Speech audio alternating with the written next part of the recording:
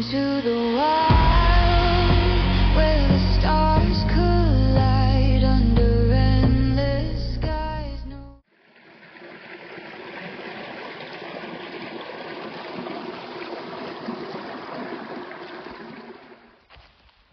Okay, we are headed up to the summit of Ute Peak today. It is November 5th, believe it or not. It feels like the middle of September. There's not a cloud in the sky. The snows have not arrived yet, the big snows into the Rockies, so we have an extended fall hiking season. Not great for the snowpack, but I'm not complaining right now. It is 63 degrees here at near 9,000 feet. So we're gonna take advantage of this amazing weather and enter into the Ptarmigan Peak wilderness, the last wilderness area in the northern half of Colorado that I have yet to step foot in. So I'm really excited.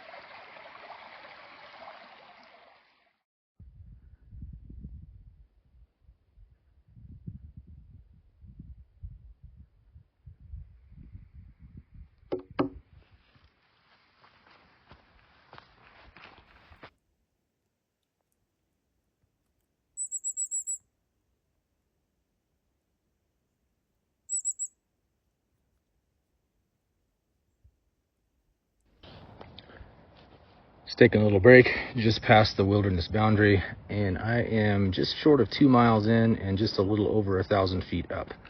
The trail's going to get steeper from here on out because we're going to make this push up to the ridge, or the crest of the Williams Fork Mountains, and then we'll make a left turn along the ridge line up to the summit of Ute Peak.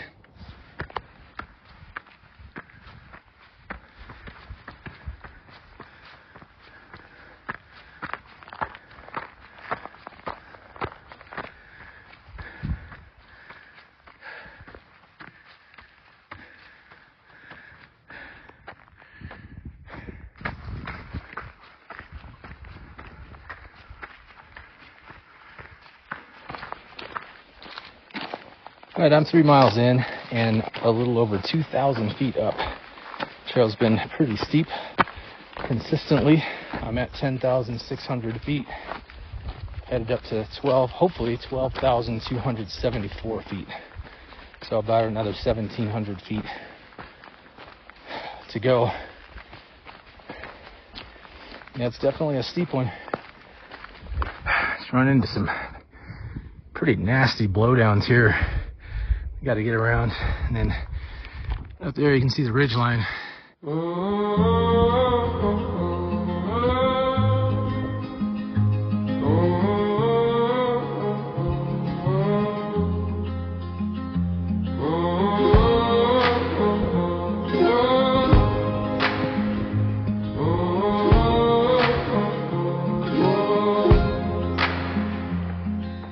Footsteps crunch on the forest floor.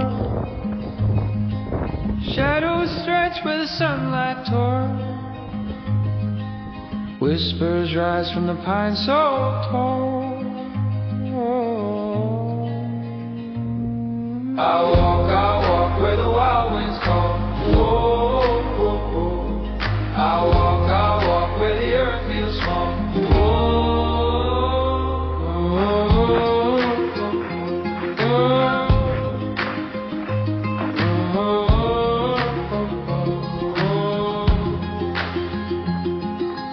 The ridge unfolds like a giant spine.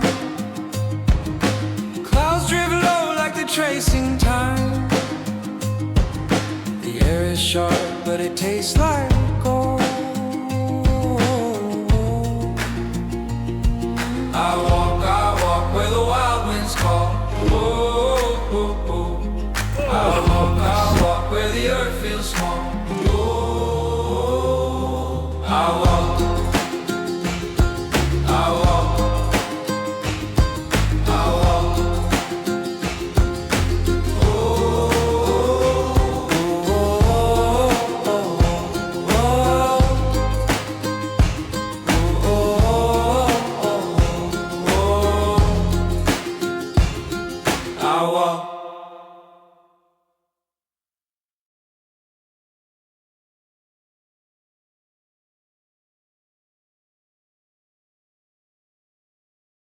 So obviously it's going to be a night hike getting back to the car, and I'm totally fine with that. I love being out here this time of night. As the light fades behind the Gore Range behind me there, I spent more time than I was expecting at the summit of Ute Peak because there was absolute magic up there. I forgot that there's a full moon tonight, and not only that, but that the moonrise tonight was almost simultaneous with the sunset. So there is no better place to be than on the summit of a mountain in the Rocky Mountains, with the moon coming up in the east and the sun going down in the west.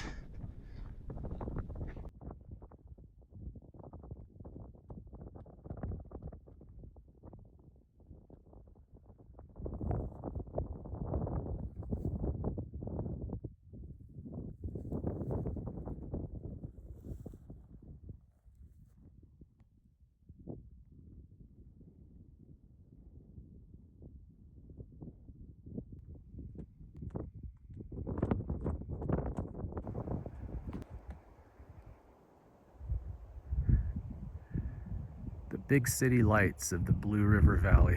It's kind of pretty. Okay, made it back to the trail. That is spooky. That's creepy. But I like hiking at night for scenes like this. It is spooky. Spooky nighttime blowdown number 1. I think there's 4 of these I gotta make my way around.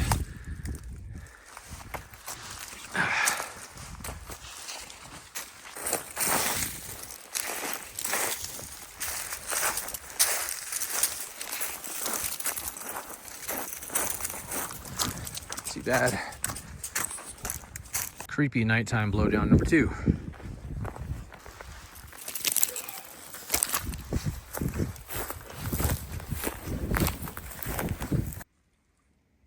Creepy nighttime blowdown 3.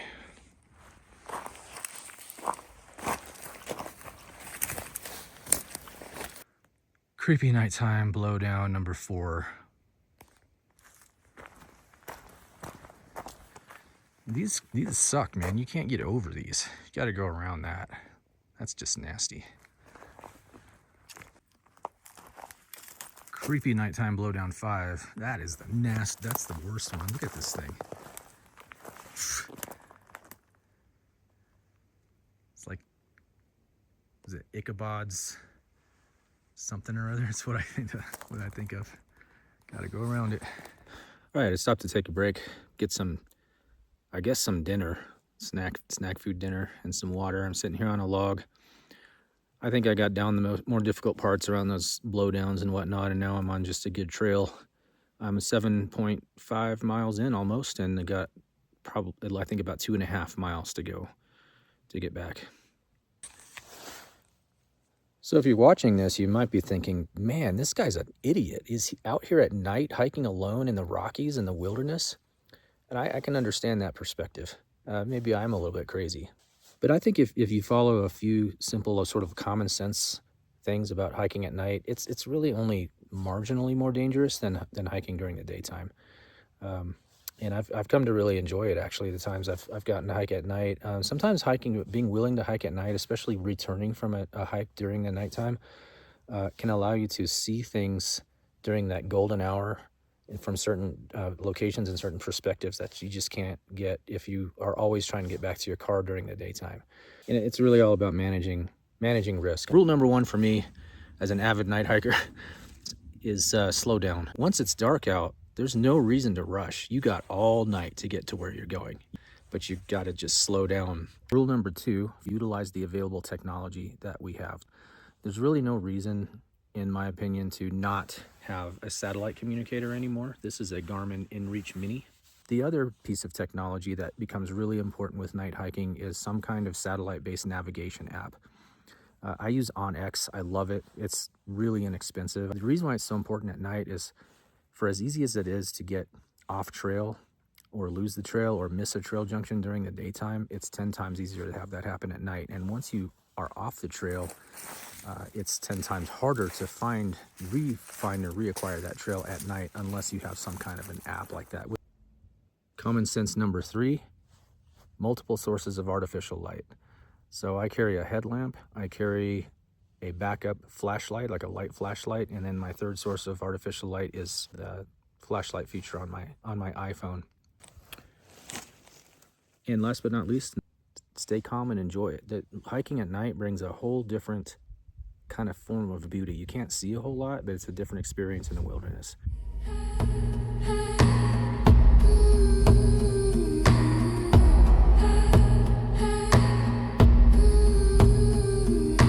Mountains rise like questions steep, oceans call with secrets deep. The wild, it waits, it pulls, it screams, chasing truth,